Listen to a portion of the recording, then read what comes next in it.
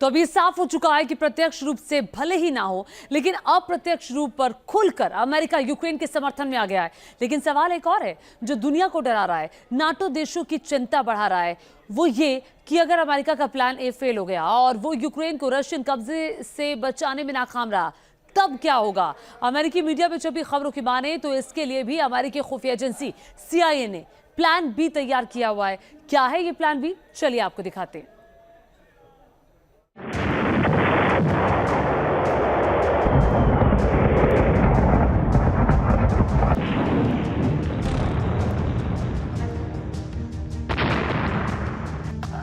War zone में America का plan B.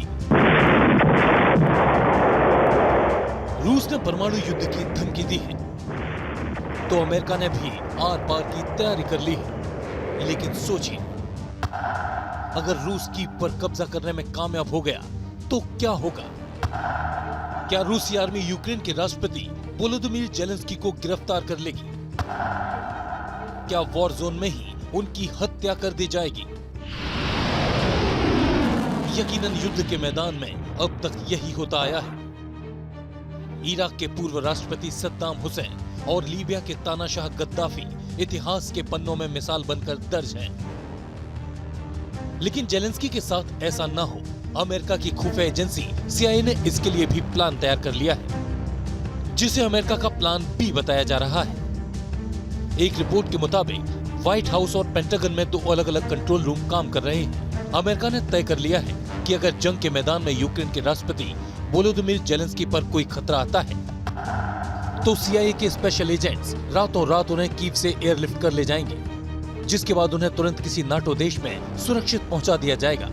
इसके लिए अमेरिका ने मित्र देशों के साथ मिलकर पूरी तैयारी कर ली है।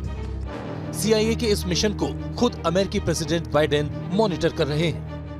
जेलेंस्की ने कह दिया है कि अगर यूरोपियन यूनियन या अमेरिका हमारे साथ है तो उसको प्रूव करें, जो कि प्रूव नहीं कर पा रहे। हाँ, ये सुनने में आया है कि ब्रिटेन कुछ आर्म्स देगा या फ्रांस कुछ देगा या कुछ तरह के देंगे। हो सकता है बाद में उनके छद्मवेश में सोल्जर्स भी आएँ। CIA का भरपूर उपयोग अमेरिका करेगा, क्योंकि बाइडेन ने कह ही दिया है कि वो डायरेक्टली इन्वॉल्व नहीं होगा। उसने देख लिया है, उसका एक्सपीरियंस है, अफगानिस्तान में पिट के आया है, कुछ नहीं कर पाया और हज़ारों लाखों डॉलर का वो मिलिट्री एसेट वहाँ पे छोड़ के भागा है। तो अब जो उसके लिए सीख है वो यही है कि छद्म युद्ध करे CIA को, और वो चाहता है इस समय रूस सबसे ज़्यादा वीक हो और रूस को घुटने पे ला दे, ताकि रूस जो है बहुत बड़ी ताकत आगे 10-15 साल या 20 साल ना रहे और वो फिर सीधा चीन को टारगेट करे या चीन के खिलाफ कार्रवाई करना शुरू करे। वॉशिंगटन पोस्ट में छपी एक रिपोर्ट के मुताबिक पेंटागन और व्हाइट हाउस दोनों जगह 24/7 कंट्रोल रूम काम कर रहे हैं, जिसकी निगरानी अमेरिका की खुफिया एजेंसी CIA कर रही है। CIA चीफ विलियम्स बर्न्स जनवरी के आखिरी हफ्ते में यूक्रेन की राजधानी कीव गए थे। जानकारी के मुताबिक ये एक इमरजेंसी और सीक्रेट विजिट थी, लेकिन न्यूयॉर्क टाइम्स ने इसका खुलासा कर दिया। माना जाता है कि उसी वक्त ये तय हो गया था कि अमेरिकी सरकार यूक्रेन की किस तरह और कितनी मदद कर पाएगी, क्योंकि यूक्रेन अब तक नाटो का मेंबर नहीं है और नियमों के तहत अमेरिका और नाटो उस देश की सीधी सैन्य मदद नहीं कर सकते जो नाटो मेंबर न हो।